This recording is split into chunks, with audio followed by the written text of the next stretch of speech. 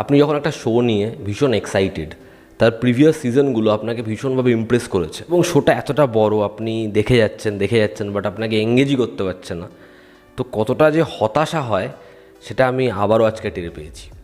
High, আমি রূপম। এখন কথা হবে স্পেশাল অফ সিজন 2 নিয়ে, যেটা আজকে হটস্টার রিলিজ হয়েছে। এখানে আছে টোটাল 7টা এপিসোড, যেখানে প্রত্যেকটা এপিসোড ডিউরেশন মোটামুটি 45 মিনিট থেকে 1 ঘন্টার। তো কেমন লাগলো special ops season 2? Neeraj Pandey সে না রিসেন্ট ইয়ার্সে যেরকম ধরনের কাজ করছে, পরিচালক হিসেবে বলছি, সেই কাজগুলো দেখলে বোঝা যায় যে নীরজ পান্ডের আগের মতো কাজ যার হচ্ছে না। আমার তো মনে হয় খাকি বেঙ্গল চ্যাপ্টার সাথে যদি সে পরিচালনা করতো তাহলে বেঙ্গল চ্যাপ্টার ভালো হতো না, ঠিক আছে? কারণ নীরজ পান্ডে আগের মতো আর কিছু ডেলিভার করতেই পারছে না, তা ওটিটিতে হোক সিনেমা হলে হোক। এবার এই যে শোটা স্পেশাল অফ সিজন 2, আমার এটা নিয়ে আশা ছিল যে চলো এটা সে ভালো বানাবে। আমাকে যদি এক লাইনে বলতে হয়, আমার জন্য স্পেশাল অফ সিজন 2 একদম ওয়ার্ক করেনি, আমার ভালোই লাগেনি স্পেশাল অফ সিজন 2। কিছু খুব সামান্য জিনিসপত্র আছে যেটাকে জোর করে প্রশংসা করা যায়, বাট ওভারঅলে এই শোটা জাস্ট হয়ইনি মনে হয়েছে আমার। গল্পটা আপনাদের জন্য একটু করে বলছি। তাহির রাজের যে ক্যারেক্টার, সে একটা বড় অ্যাট্যাকের প্ল্যান করছে। এবার সেটা হবে সাইবার অ্যাট্যাক। এবার তারই উদ্দেশ্য, সেটা কি সফল হবে? হিম্মত সিং এবং তার টিম কিভাবে তাকে রুখবে? এবং শুধুমাত্র কিন্তু একটা থ্রেট নয়, ডাবল থ্রেট রয়েছে। আর একটা থ্রেট কি? এর থেকে বেশি জানতে হলে আপনাকে হটস্টারে গিয়ে এই শোটা দেখতে হবে। শোয়ের পজিটিভ দিক, নেগেটিভ দিক, আমার কাছে এই শোয়ের জন্য খুব খুব কম পজিটিভ দিক রয়েছে। প্রথম পজিটিভ দিক হচ্ছে এখানে কে মেনন। কে মেনন সে আবারও নিজের জায়গায় খুব ভালো। একটা শোয়ের পরিচালনা ভালো না, সেখানে গল্প যেরকমভাবে এগোচ্ছে আমাকে এঙ্গেজ করতে পারছে না, বাট কে মেনন যখন রয়েছে, তার যেরকম পারফরমেন্স, তাকে যেরকম দেখতে লাগে, সেটা একটা জায়গা অবধি আপনাকে স্যাটিসফাই করে দেবে। ফ্যামিলির পোর্শন হোক, ইনভেস্টিগেশন হোক, যেরকমভাবে সে আসে, তার ওই যে অ্যাটিটিউড, তার ওই যে ম্যানারিজম, সেগুলো আপনাদের ইমপ্রেস করবে, তাকে ভালো লাগে। এবং কিছু কিছু পোর্শন, খুব সামান্য কিছু পার্টস রয়েছে এই গোটা শোয়ের, যেখানে আপনি আগের ধরুন একটা মোমেন্ট পাচ্ছেন। সেটা ধরুন হচ্ছে বিনয় পাঠকের সাথে, বা হচ্ছে সেটা ফারুকের সাথে, খুব সামান্য। এই শোয়ের লোকেশানে এবং অ্যাকশানে তারা পয়সা খরচা করেছে, ঠিক আছে? ভিএফএক্সের কথা আমি বলছি না, ছবির প্রোডাকশন ভ্যালু আছে একটা, এবং সেটা দেখা যায়। তো আপনি যদি লোকেশানের ফ্যান হন তাহলে আপনি সেটা দেখতে পারেন।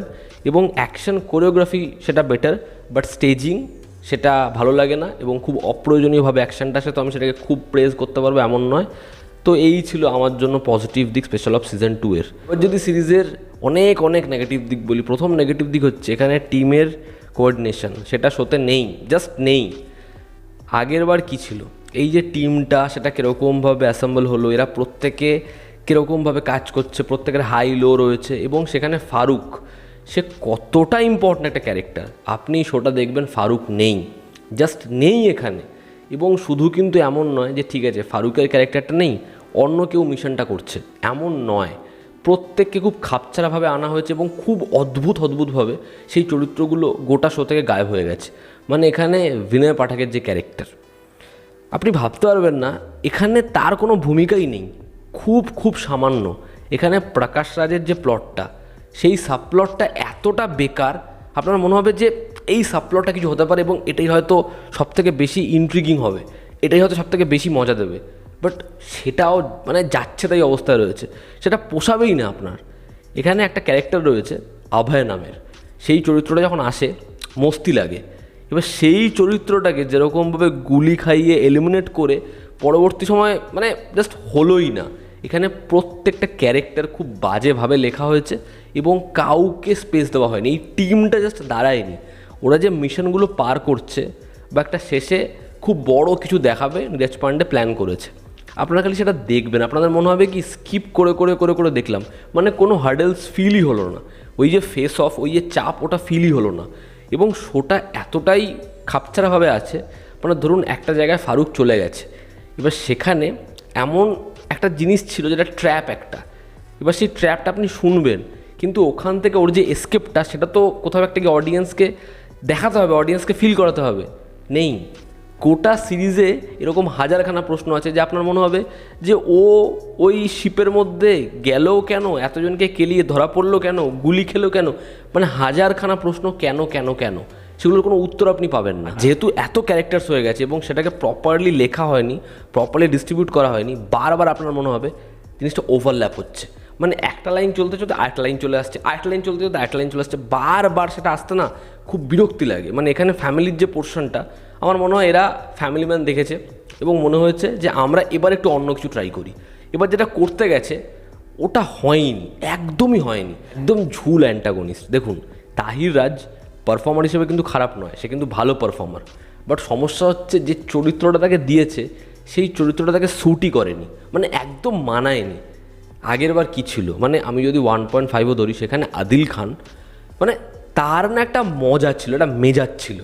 এখানে তাহির রাজ এত কিছু করে ফেলেছে, তার ব্যাক স্টোরিতে এত কিছু আছে, আপনাদের ফিলই হবে না। শোয়ের রাইটিং, মানে আমার এই শোয়ের রাইটিং নিয়ে এত অবজেকশন রয়েছে কি বলবো। প্রথম কথা হচ্ছে সাইবার অ্যাট্যাক, এই নিয়ে না আমরা রিসেন্ট টাইমসে প্রচুর কাজ দেখে ফেলছি এবং একটা কাজও মনোভূত হচ্ছে না। আমি ভাবছিলাম এই কাজটা হতে পারে, কিন্তু আপনি এই শোটা জাস্ট দেখা শুরু করুন, আপনি বুঝতে পারবেন যে তারা নিজেরা যে জিনিসপত্রগুলো ক্রিয়েট করেছে, ওই যে দুজন অফিসার যাকেও টম অ্যান্ড জেরি বলে, যারা ইনভেস্টিগেট করবে, অত সুন্দর অত আইকনিক জিনিসপত্র করেছে, সেই দুটো চরিত্রকে নিয়ে একদম যাচ্ছে তাই করে দিয়েছে। এবং গোটা শোতে তাদের প্রিভিয়াস যে জিনিসপত্রগুলো হিট করেছে, যেগুলো ভালো করেছে, আমি জানি না কী দরকার, এবার সেগুলো কি তারা খুব বাজেভাবে ধেরিয়েছে। হিম্মত সিং এবং আব্বাস, মানে এই দুজনের কেমিস্ট্রি আমরা কী করে ভুলতে পারি। এখানে বস ছেড়েই দাও, সেটা হয়নি। এখানে ফারুকের সাথে একজন ডক্টরের একটা ছোট্ট অ্যাঙ্গেল রয়েছে, মানে ওটাকে কি বেকার ওয়েতে প্রেজেন্ট করলো। একজন সায়েন্টিস্টকে এমনভাবে শেষে নিয়ে গেল যেন ও হচ্ছে একজন হ্যাকার, মানে তাহলে ওই চরিত্রটার দরকার কী ছিল। সিরিজের গল্পটা শুরু হয় দুটো ক্যারেক্টার নিয়ে, টোটাল রয় চৌধুরী একটা চরিত্র প্লে করছে এবং আরেকজন সায়েন্টিস্ট। এবার যেভাবে শুরু হয়, এত ইনফরমেশন এবং একের পর এক জিনিসপত্র কী কী করেছে, কী কী প্ল্যানিং ছিল, সেটা যেভাবে আসছে আপনার মনে হবে খালি গোদা ইনফরমেশান আছে, খালি হাজার খানেক ইনফরমেশন এবং আননেসেসারি মিশন।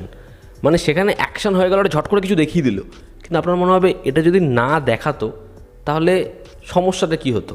মানে একজনের থেকে একটা ইনফরমেশান নেওয়ার জন্য তারা বলছে যে আমার হয়ে ওখানে একজনকে খুন করো, তাহলে আমি ইনফরমেশান দেবো। এবার যে খুনটা দেখাচ্ছে হেভি স্কেলে দেখালো, কিন্তু ওটার না কোনো এক্সপোজার আছে, না ওটার কোনো বিল্ড আপ আছে। মানে ওটা আমি কেন দেখলাম? একজনকে কিডন্যাপ করে আনলো, সে পালিয়ে গেল, মানে ওই যে স্টেজিংটা খুব অদ্ভুত, খুব অপ্রয়োজনীয়, ভীষণভাবে স্ট্রেচ করা হয়েছে। মানে এই শোটা 45 মিনিট 50 মিনিট, এক একটা এপিসোড এত বড়, হচ্ছে দরকার কী ছিল, গল্পটা এগুলো কোথায়? স্ক্রিন প্লে একদমই এঙ্গেজ করে রাখতে পারে না। এবং ডায়ালগস, হিম্মত সিংয়ের মুখ থেকে দু একটা ডায়ালগস এমন আসবে, এমন টাইমে খিস্তি আসবে যেটা মস্তি দেবে।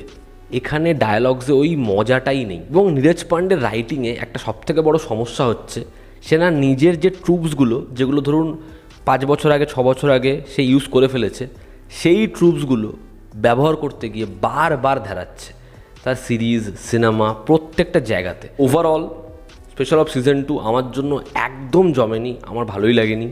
আপনারা যারা দেখেছেন বা তোমরা দেখেছো, কি অপিনিয়ন জানিও। এই ছিল আজকের ভিডিও, ভালো লেগে থাকলে লাইক করো, শেয়ার করো, সাবস্ক্রাইব করো। আবার দেখা হচ্ছে, জনতা আমাদের পাশে আছে। Take care.